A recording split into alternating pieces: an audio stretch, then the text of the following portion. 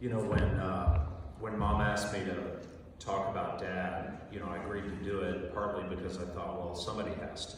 And, you know, as a lawyer, maybe I should have negotiated differently, but I didn't know that I would be sandwiched between any pulpit between three pastors. So bear with me. I did want to share my thoughts on Dad. In Matthew 4, Jesus told his apostles, "Come with me and I will make you fishers of men." At his core and in his soul, my father was always a fisherman. Oh, he had many interests and talents, and all of us know a lot of those. Dad was a musician. He was a renowned guitar player, a Winfield Bluegrass Festival runner-up flat pick competition winner, recorder of 7 albums, and a member of the award-winning Best Bluegrass Band of the Year award with his band Radio Fly. Dad was an author. Dad authored hundreds of recorded and unrecorded songs, sonnets, poems, and short stories, 2 beautiful hard copy antique fishing lure books that are carried by Amazon and Barnes & Noble, and he published over 55 full-color fishing lure magazines authored and published by him. And Dad was an artist, a sculptor, an illustrator. He founded the Drury University Visual Communications program and was a 38-year tenured professor at Drury. All of these things were very much what Dudley Murphy's passion was, part of him, and where his interests lied. But at his core, Dad was a fisher, sometimes of fish, but always of men.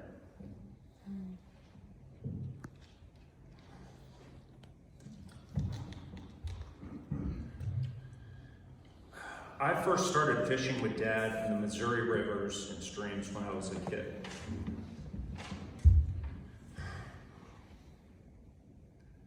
Dad and I would canoe Ozark rivers and either wade or fish from the boat, or we'd stop at gravel bars and fish as we floated by. We caught smallmouth, bluegill, and eventually brown trout from Lake Taneycomo, and eventually the rivers of northern Michigan. And it was during these trips that Dad would talk to me about life, about God's creation, about the beauty of nature, and the peace that he found in the sound of a gurgling stream. Eventually, Dad and I began to fly fish, and Dad found solace in the rhythmic back and forth of the fly rod, and how the arc of his rod seemed to perfectly blend with the beauty of God's creation. To my father, fishing was life's poetry. He would often tie his own flies in our living room, clipping hair from his dog Tipton, or occasionally me, to tie specific flies for certain deep holes of water where large fish would reside in his mind. And while Dad would frequently instruct me to use this lure or try this retrieve when the fish were biting and we were fishing together, he was never so generous with other fishermen. On Taneycomo, Dad and I found a secret lure that we were killing brown trout with. And when fishermen would approach and we were in our boat and they would ask Dad, "What are you having luck with?" And Dad would quickly whisper to me, "Keep your rod tip in the water." Because he didn't want to show what lure he was using. If those anglers pressed and they asked, "No, really, what are you fishing with?" Dad would casually shrug and say, "Just salmon, eggs, and minnows." Which, for anyone who knows my father, would have been a disgrace for him to tie on the end of the fishing. And a river runs through it. Norman McLean is quoted as saying, "To my father, all good things, trout as well as eternal salvation, come by grace. And grace comes by art, and art does not come easy. If my father had his way, nobody who did not know how to catch a fish would be allowed to disgrace a fish by catching him." This was the view of my father. and one he vigorously defended throughout his lifetime. But in all my fishing trips with Dad throughout the United States, it never occurred to me that Dad's real goal was not the fish, not nature's beauty, although it was all around us, not the experience, which I'll never forget, and not even the bass or trout. Dad's real goal was me.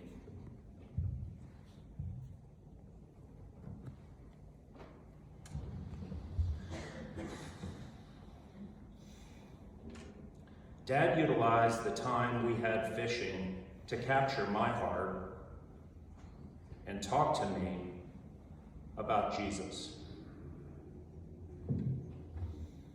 I was fishing for trout and bass. Dad was fishing for me.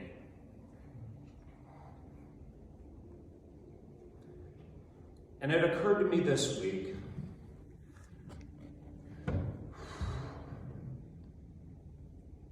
that looking back on Dad's 82 years of life and all of his various endeavors, Dad was always fishing for people. Perhaps some of you as well. For the hearts of men and women that he could win to Christ through genuine friendship and the joy of God-given talents and abilities. Music gave Dad the opportunity to write and to sing about Jesus and to build friendships that would allow him to witness to fellow musicians and fans. Writing and lure collecting gave Dad the ability to forge relationships around shared interests, which in turn allowed him to live differently and model a different perspective to his fellow collectors. And through his art, Dad utilized natural elements, rock, leather, and stone, to highlight the beauty of God's creation and the creative hand of God. And while most of his talents were displayed in a public setting, Dad fished in our own home life as well. It was my father's faith that initially drew my mother to study the Bible, eventually leading to her lifelong commitment to Jesus. It was my dad's love for his daughter Jennifer that led him to write a song called Girl in Blue, a slow instrumental he would lovingly play while my very young sister would practice her ballet at home. And it was his unconditional love for me that caused him to devote thousands of hours to the pursuit of my passion in basketball and led to long drives with deep conversations to basketball tournaments throughout the United States. Dad gave freely of himself to his family, and in so doing, God gently drew his entire family to Christ. Norman McLean also was quoted as saying, "Eventually all things merge into one, and a river runs through it." The river was cut by the world's great flood and runs over rocks from the basement of time. On some of the rocks are timeless raindrops. Under the rocks are words, and some of the words are theirs. Dad believed that God's beauty could be found all around us if we only slowed down and looked. And like Norman McLean, Dad saw beauty in rocks. Colorful rocks he would pick up on the beaches of Lake Michigan and bring home, storing hundreds of them to later enjoy. And when Dad's Michigan rocks would grow chalky with time, he'd dip them in water to revive their beauty and their elegance, and he would smile. Dad would also retrieve rocks from gravel bars across Missouri, only these rocks were a particular kind of rock, each having a hole that he could thread with a piece of leather or yarn. Dad called these rocks friendship rocks, and he stored them at our house to marvel at or give away to his friends. In Dad's eyes, rocks were like people. There was beauty and good in them, just underneath the surface if the right attention were applied. Dad took it on himself to bring that beauty out in all of us. So as you exit this afternoon, my family's placed hundreds of Dad's Michigan and Missouri rocks out in front of the setting here for each of you to take home. Each of these rocks was meticulously chosen by my dad, from the beaches of Michigan or the riverbanks of Missouri for the reasons I've already described. Take one or both of the rocks and put it in a place that you'll see it.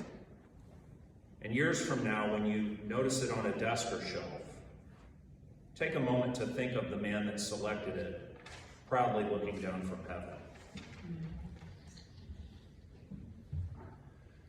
Think of the beauty and potential Dudley Murphy saw in that particular rock. And think of the beauty and potential my father saw in each of us. Think of how Dad fished for men, for Jesus, through love and meaningful friendship. Then pause for a moment and think of him.